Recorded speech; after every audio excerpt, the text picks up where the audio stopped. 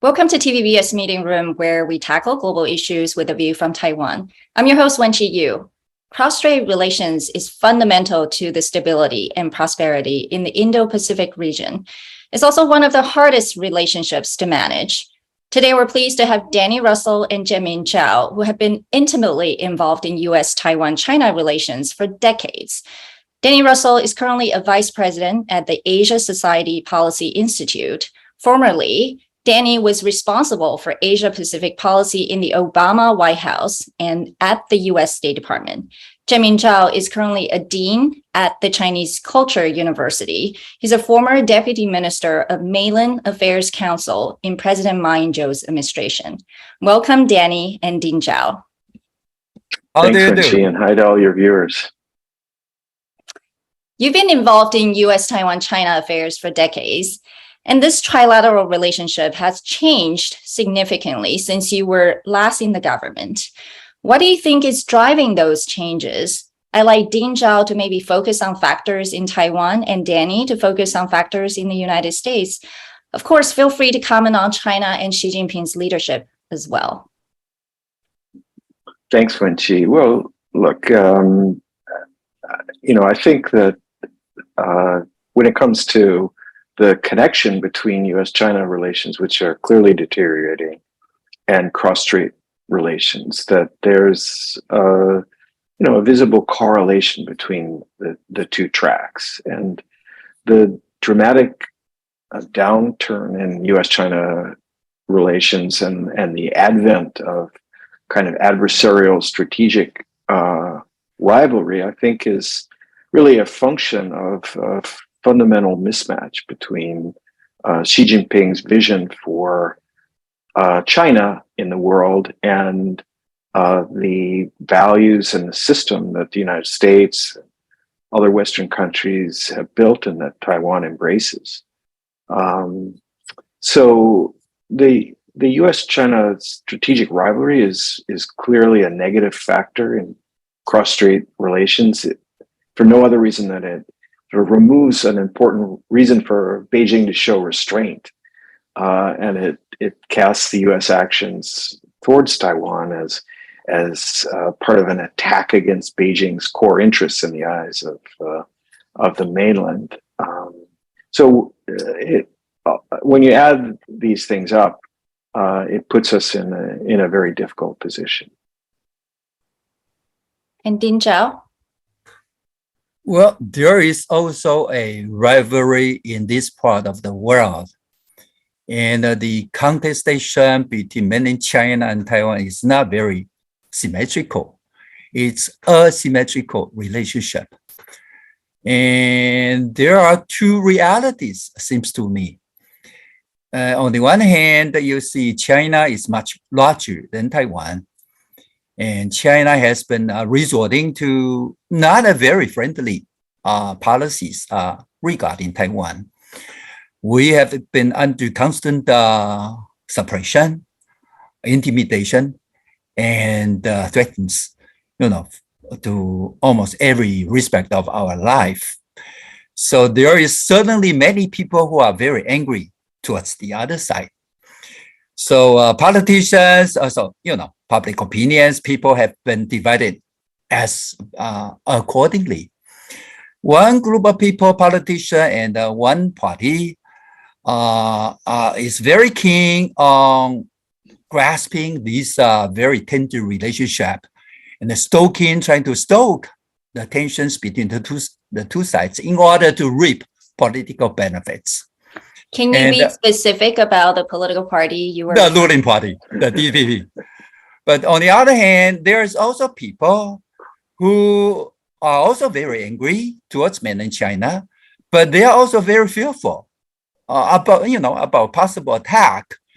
So they try to reach out to the other side. They try to calm the other side. But what has been the case is that U.S. used to be a balancer between the two sides in this policy of a strategic ambiguity. U.S. tried to maintain stability by suppressing any dangerous ideas coming from both sides. And in that time, I think, the peace movement and the efforts to seek peace in the Taiwan side is much easier. But right now, as Daniel suggested, there's a fierce competition between US and China. Seems to me US doesn't mind other countries or peoples in this part of the world challenge in China. And that has tipped the balance. So, so right now the independence movement people, I think they are encouraged, and they continue the efforts to stoke the tensions. That has made the situation not much worse. So from what I'm hearing from both of you, Danny was saying how Xi Jinping's vision of the world and maybe the role of China is significantly different from how the US and Taiwan, and obviously a lot of the Western world views, the role of China. But from Dean Zhao's point of view, the role of US has also changed significantly because of, the changing proposition. Now it's more of a competitor kind of relationship between US and China, as well as maybe the ruling party right now in Taiwan seems to be the change factors. So now let's go back to when you guys were in the government, many years ago. President Xi Jinping and President Ma actually met in Singapore in November 2015, and that was a historic Ma-Xi summit. Maybe give our audience a quick overview regarding sort of what came out of the summit, its impact on Taiwan from Taiwan's perspective, and how the US viewed the summit at that time. Maybe we can go with Dean Zhao. Okay. Dean, please. Well, as you said, Wenqi, it was a historical moment. For a long time before that, the two sides, only thing the two sides knew was to fight against each other. And they knew nothing about reconciliation. They wanted peace, but there was no way there was no path leading to that, peaceful road. So the Ma-Xi summit in November 2015 was the very first time the two sides had an opportunity to actually meet face to face. And if you remember, the delegation led by Xi Jinping was really very impressive, including the top level politicians like Wang Huonin, Li Zhanshu, and right now Ding Xuexiang. They are all members of the Politburo Standing Committee. So I think that was really a good opportunity for the two sides to get something out. And they did get something out.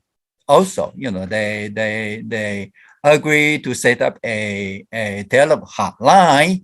So in case of any crisis, they will be able to reach to the other side. They also agreed to continue the talks on Cross-Strait free trade agreement. That was extremely important, because as of now in East Asia, there is only two countries that have not been able to include it in this regional free trade agreement, which is North Korea and Taiwan. We had a chance, but that was the window was very short. But 2 months later, there was a change of ruling party here in Taiwan, and that chance was gone. Yeah, I mean, clearly at that time, I think Taiwanese people or Taiwanese public opinion had a different view of this Ma-Xi summit as well as the trade agreement. And Danny, how did the U.S. view that cross-strait relationship at that time? Well, we were heartened, frankly, by the progress made during the Ma Ying-jeou administration in cross-strait relations, and wanted to see it continue. Positive cross-strait relations created space for the US and China to engage in our bilateral relationship. And as I said earlier, I think it worked the other way as well, that a relatively stable and positive relationship between Beijing and Washington created space for the Ma administration to make headway, as Dean Chao alluded to. I think the Ma-Xi summit itself we saw as important symbolically, as a hopeful sign that there could be continued progress in cross-strait relations. We certainly hope that it would lead to an ongoing constructive dialogue. But at the same time, we weren't naive, and we didn't have too many illusions about what to expect from the PRC.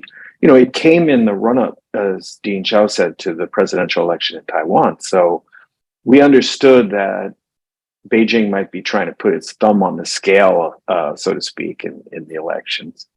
I remember Xi Jinping, who seems to love these maritime metaphors, warned, he said something like, you know, the ship of peaceful development will sink if the Taiwan side, you know, doesn't cooperate, or something to that effect, kind of an implicit threat.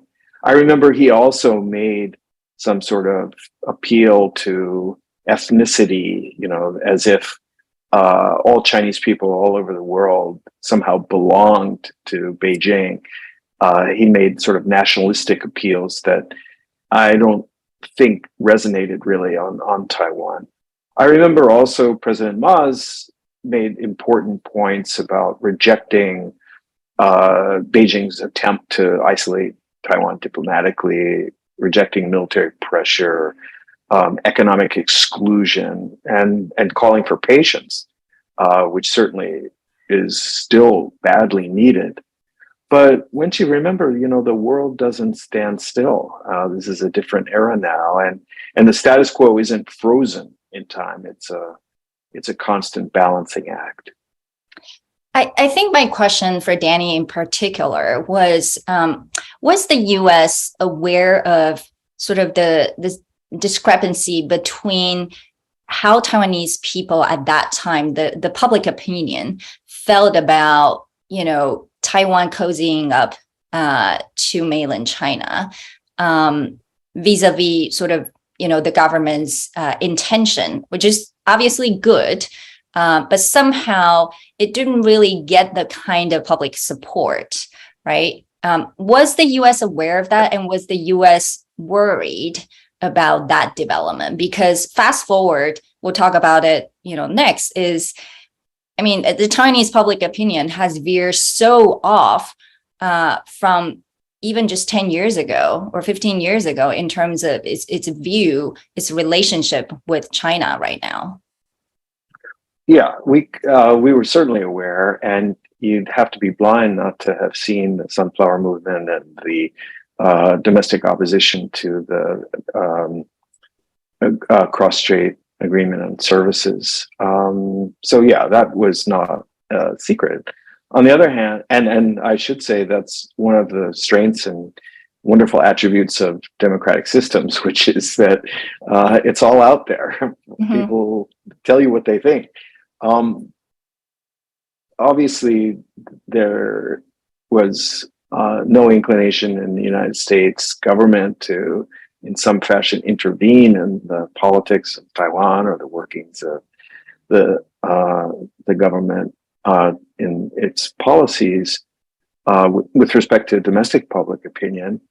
But we had terrific lines of communication. We discussed a whole host of issues very candidly, very constructively, issues that could impact the prospects for continuing to keep the Taiwan Strait peaceful, continuing to keep the bilateral and trilateral relationships moving in a positive direction. So I'm sure that there was no shortage of advice from Washington, but the responsibility for managing politics and public opinion rests exclusively with the government in power on Taiwan.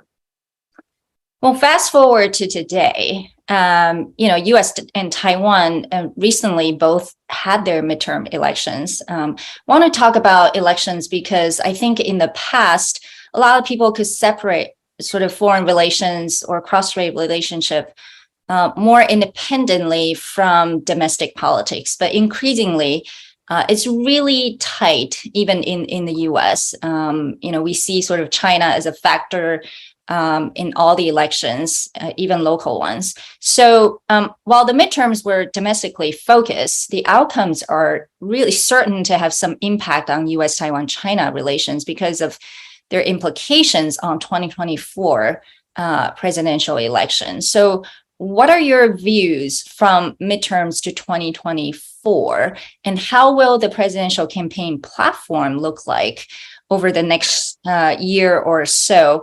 We'll start with Dean Chao, since Taiwan's election is pretty much in just 1 year of time. Well, we understand that China right now internationally is in a very difficult time. Because of the COVID-19, China's policies weren't exactly welcome. And also its wolf diplomacy, and China is much bigger today, and many of its foreign policies are quite assertive. Plus Hong Kong, the handling of Hong Kong, Xinjiang human rights, and in the Taiwan Strait area, so on and so forth.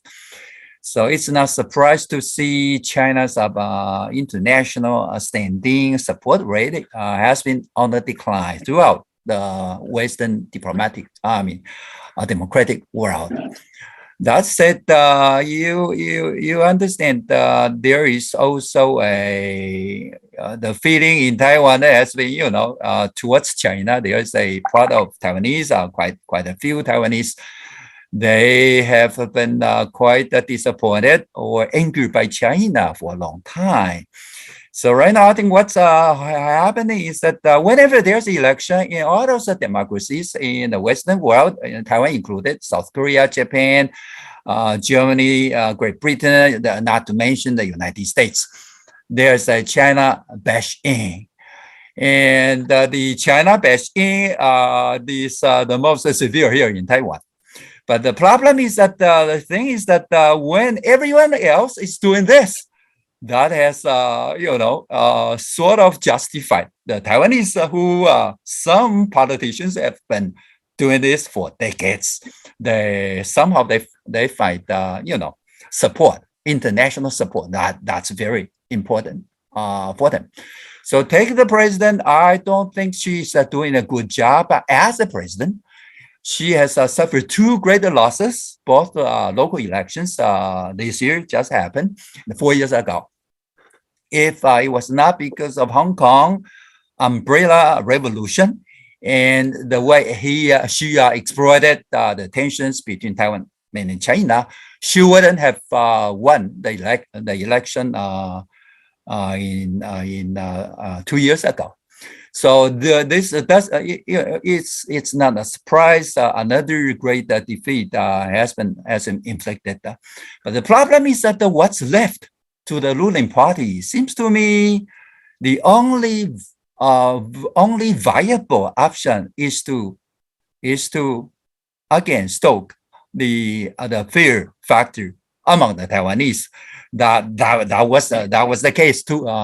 Just during the election, but I do want to say the military threats and all just the harassment from mainland China, these were real. Well, right? but I tell you, if you refer to the public opinion surveys, because we have been crying wolf for too long, nearly 70% of Taiwanese people don't believe Chinese would attack. Nearly 70% of the Taiwanese people believe the United States would come to help. It's on this public opinion backdrop that the ruling party has been able to do the things they have been doing. Danny, what is your view? Well, I'd be a little careful about convincing ourselves that the threat from the mainland is simply crying wolf, that people can. It may be that people have trouble imagining the mainland attacking, but it may also have been that people in the Ukraine had trouble believing that Russia would attack. In any event, I think, it's true that you can't separate domestic politics, domestic attitudes from foreign policy, but at the same time, the lesson from the midterms in both Taiwan and the United States is that, predictions about an election outcomes are not reliable. It's more like the World Cup final than it is a math problem where you can calculate what the answer is going to be. And you certainly cannot draw a straight line from the results of local elections or the US midterms to what's going to happen 2 years later in elections for national office, in part, as Dean Chao pointed out. Look at the example of Taiwan midterms in 2018 and national elections in 2020. I do want to say, though, the flipping of the House, for example, now the Republican Party is in charge of the House of Representatives. I would like your view. Do you think that's going to harden Washington, D.C.'s stance on China even more? Yeah, I think that's a reasonable expectation. China is certainly going to factor in national elections in the U.S. Absolutely. And as far as party platforms, I think neither candidate will want to be open to the accusation that they're weak on China. Mm-hmm. A lot of people have pointed out that concern about Beijing's behavior is one of the very few things that the two parties in the U.S. can both agree on. And there's always the risk that the candidates get into a competition over, in China bashing, who can be tougher. And that leads also to the risk that statements and actions that are really more intended for domestic consumption in the United States can actually trigger actions by Beijing and create problems that we don't want to see. So, and are you worried about this trend in Washington, D.C. right now? Yes, I think that the U.S. Sort of political class may have overcorrected to an extent. Deterrence isn't made up entirely of some military preparation and tough talk. Deterrence is about convincing the other side not only that it can't succeed in using military force, but that it doesn't need to. That this is not a make or break moment. The window for making political progress is not about to slam shut. And I think, moreover, that we shouldn't think of engagement with China as some kind of concession. It's not surrender. The United States needs effective lines of communication. Taiwan needs effective lines of communication with Beijing. And it's been extraordinarily difficult for the last several years for either of us to convince Beijing to sit down and really talk. I think partially Beijing has also recognized just, domestic politics is at play in the U.S. as well as in Taiwan. So, we have to talk about a more, I like to use the word nuanced, but I also don't like to use the word because it's not really welcome right now in either Taiwan or Washington, D.C. But is the 92 consensus dead? And how does the U.S. See the 92 consensus? Would you like to see it back to the discussion table? Let's start with Dean Chao. Well, I hope not, but it's increasingly difficult for Taiwan. Taiwan. I, for one, Daniel, I'm for one who wants Cross-Strait the relationship to be handled responsibly. And because of that, I do believe there is a very severe risk in this part of the world. I think politicians should really, act responsibly too.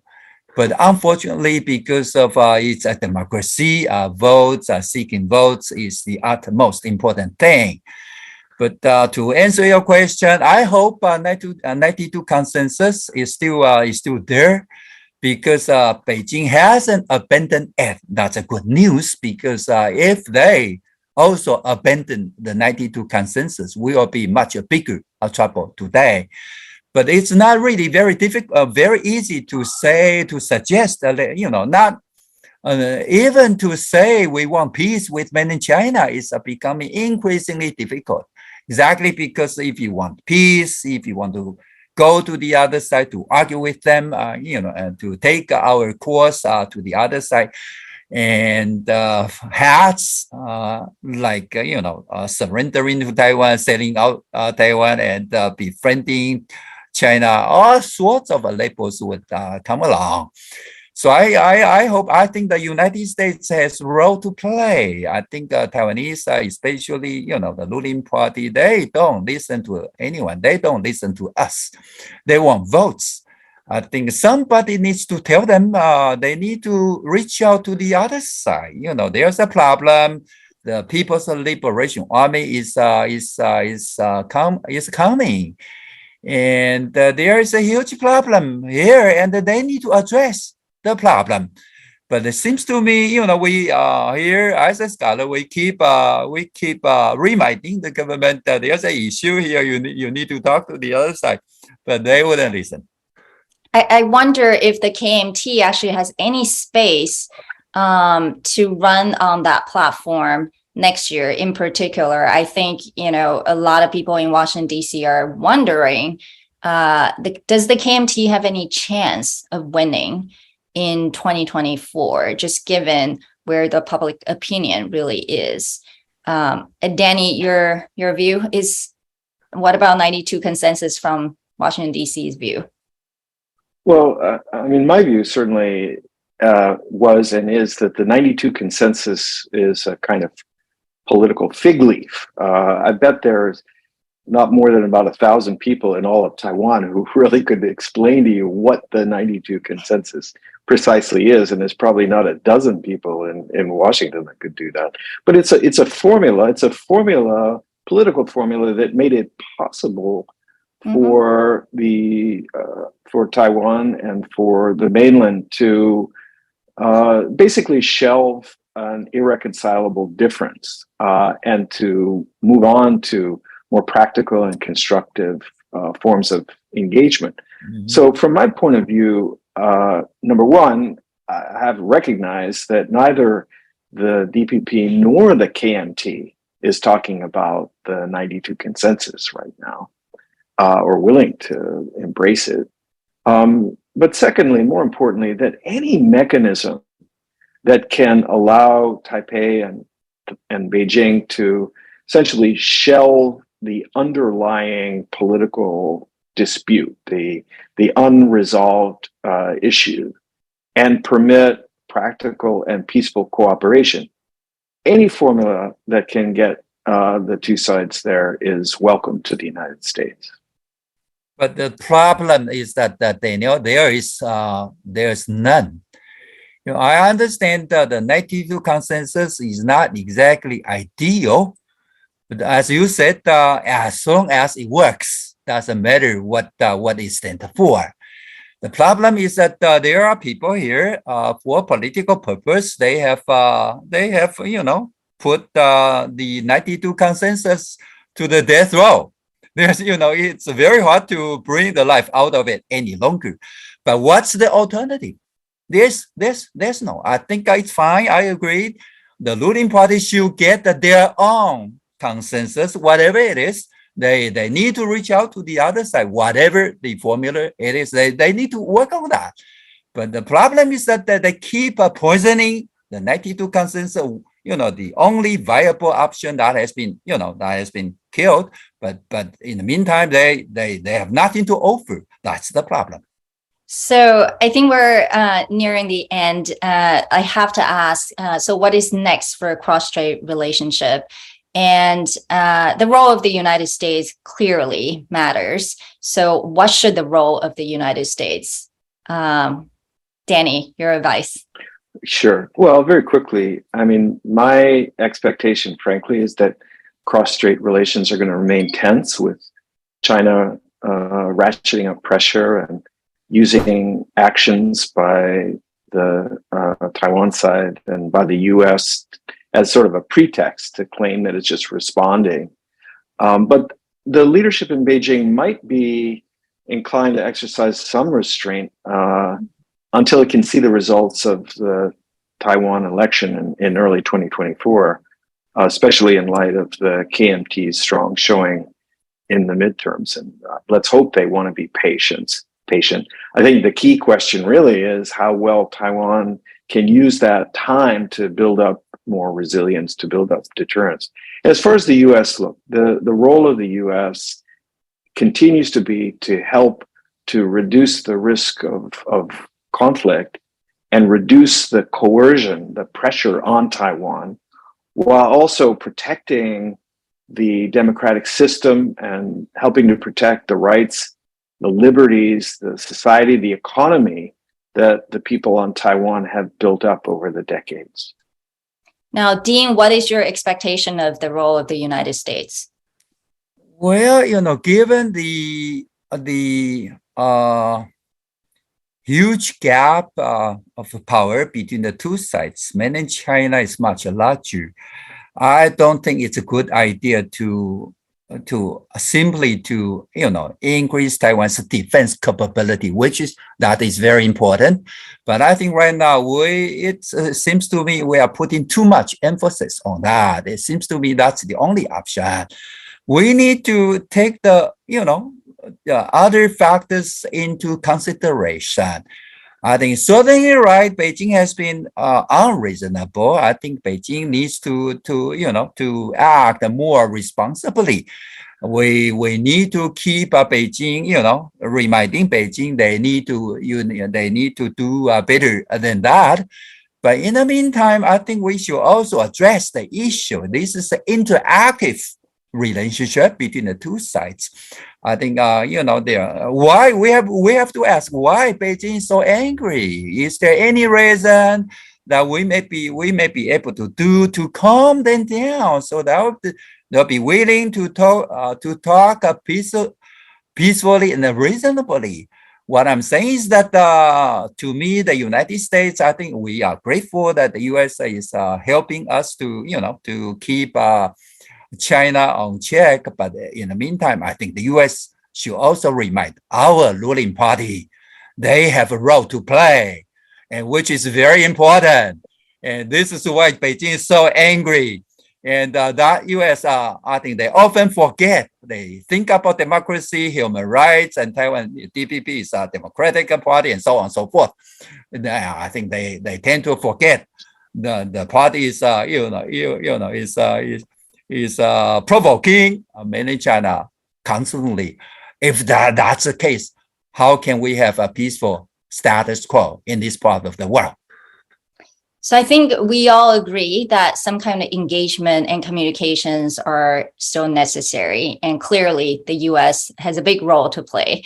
And the ruling party in Taiwan also needs to act responsibly.